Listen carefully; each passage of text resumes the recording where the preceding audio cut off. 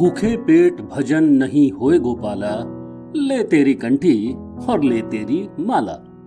दोस्तों, इंसान को जीने के लिए जो सबसे बुनियादी चीज चाहिए उनमें से एक है भोजन। अच्छा पेट भर भोजन मिले तो मनुष्य स्वस्थ रहता है और इसी को ध्यान में रखते हुए भारत सरकार द्वारा 15 अगस्त 1995 को मध्याह्न भोजन योजना की शुरुआत की गई थी। एक और जहां गंगा की सफाई के नाम पर दूध पानी की तरह बहाया जा रहा है, तो दूसरी ओर बच्चों को मध्याह्न भोजन में दूध देने के नाम पर पानी में ही दूध मिलाया जा रहा है। नमस्कार साथियों, मैं आपका दोस्त राजीव और आप सुन रहे हैं राजीव की डायरी का पन्ना, भूखा है भविष्य। दोस्तों, 1995 को मध्याह्न भोजन योजना की शुरुआत के बाद 1 सितंबर 2000 से पका पकाया गांव का भोजन उच्च गुणवत्ता और स्वाद के साथ प्राथमिक विद्यालयों में उपलब्ध कराने की योजना आरंभ कर दी गई। सरकार द्वारा सहायता प्राप्त प्राथमिक विद्यालयों में कक्षा 1 से 5 तक पढ़ने वाले बच्चों को 80% की उपस्थिति के आधार पर एक शैक्षिक सत्र में कम से कम 200 दिन पका पकाया भोजन उपलब्ध कराने की व्यवस्था की गई है। मध्याह्न भोजन कार्यक्रम को सही से लागू करने के लिए केंद्र और राज्य सरकारें साथ साथ काम करती हैं ताकि बच्चों में भूख और कुपोषण खत्म हो, स्कूल में नामांकन और उपस्थिति बढ़े, जातियों के बीच समाजीकरण में सुधार हो और विशेष रूप से महिलाओं को जमीनी स्तर पर रोजगार मिले। MDM या मध्याह्न भोजन योजना को दुनिया का सबसे बड़ा स्कूल फीडिंग प्रोग्राम माना जाता है। इस योजना के तहत प्राथमिक स्तर के प्रत्येक बच्चे के लिए 450 कैलोरी और 12 ग्राम प्रोटीन और उच्च प्राथमिक स्तर पर 700 कैलोरी और 20 ग्राम प्रोटीन वाला मध्याह्न भोजन दिया जाता है। लेकिन ये तो सरकार की वेबसाइट और कार्यक्रम में सुनने में अच्छा लगता है, लेकिन आज भी कई जगहों पर हकीकत कुछ और ही है। 2 नवंबर 2023 को हिंदुस्तान झारखंड में छपी एक खबर के अनुसार झारखंड राज्य के रामगढ़ जिले के दुलमी प्रखंड अंतर्गत राजकीय उत्क्रमित मध्य विद्यालय बोंगासौरी में पढ़ने वाले बच्चों को पिछले 3 माह से उबला अंडा और फल नहीं मिला है। सिर्फ दाल भात और कभी कभार सब्जी दी जाती है। साथ ही ये भी ध्यान रहे कि इस स्कूल में कुल 250 बच्चे पढ़ते हैं।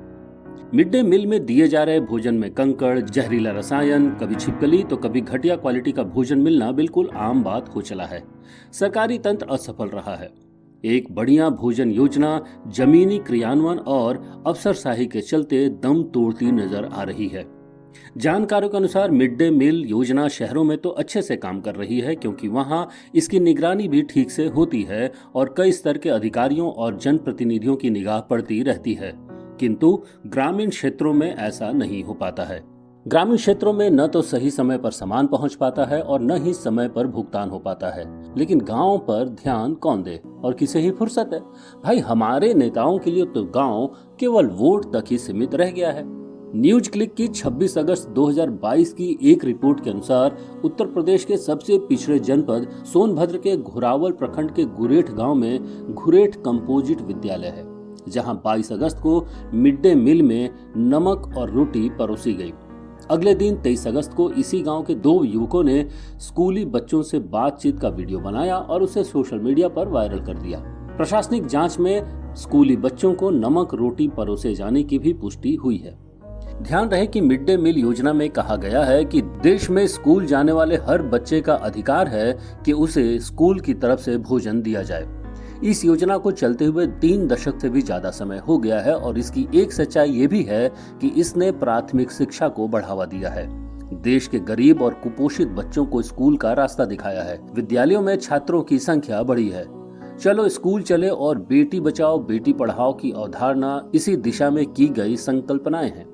2021 में मिड डे मील योजना का नाम बदलकर PM पोषण योजना कर दिया गया, क्योंकि आजकल नाम बदलने का जमाना है। सरकारों को ऐसा लगता है कि नाम बदलने से समस्या का समाधान हो जाएगा, क्योंकि हमारे देश की सारी समस्या मुगलों के समय से ही बनी हुई है और जनता भी नाम बदलने को आजकल करारा जवाब मानती है।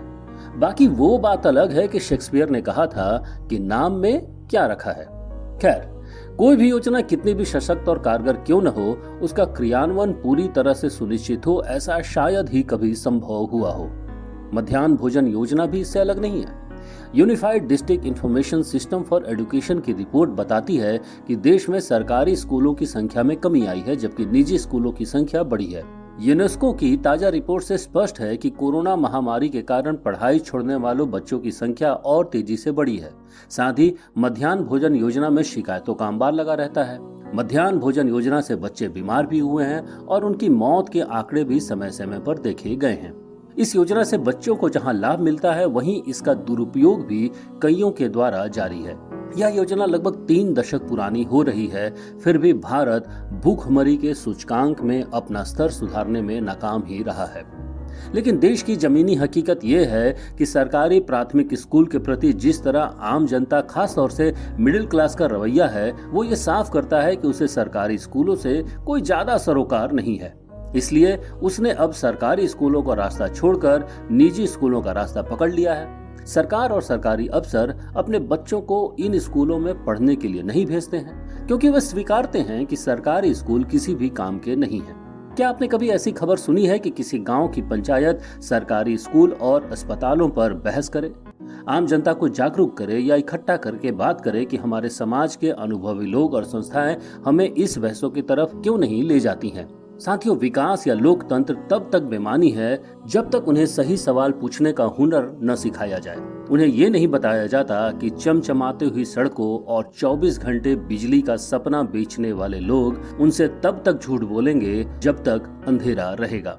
हमारे समाज में वैसे सामाजिक संस्कार पल बढ़ रहे हैं जिनका सही तरह से सवाल पूछने से कोई लेना देना नहीं हो रहा है। हमारे समाज का लोकतंत्र ऐसी बेकार बातों से सड़ रहा है। लोगों में नागरिकता का एहसास पैदा नहीं किया जा रहा है। उन्हें नहीं बताया जा रहा है कि वो तभी ठीक से जी पाएंगे जब वो सरकार और प्रशासन से सही तरह से सवाल पूछेंगे। केवल एक दिन नहीं, बल्कि हर दिन पूछेंगे। तभी गंगा साफ हो पाएगी और स्कूलों के मिड डे मील में धांधली नहीं होगी। तभी दूध की जगह पानी और रोटी के साथ नमक नहीं मिलेगा। तब तक आप हमें बताइए कि आपके गांव या क्षेत्र में सरकारी स्कूलों में मध्याह्न भोजन की स्थिति क्या है।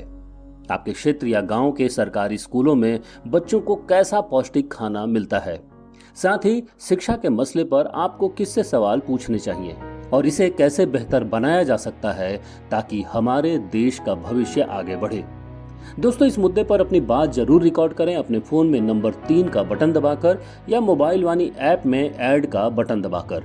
साथियों, जब हम सरकार और प्रशासन से सही तरह से सवाल पूछेंगे तभी देश आगे बढ़ेगा और इसके लिए हमें बोलना होगा, क्योंकि ग्रामवाणी विश्वास करती है कि बोलेंगे तो बदलेगा। नमस्कार।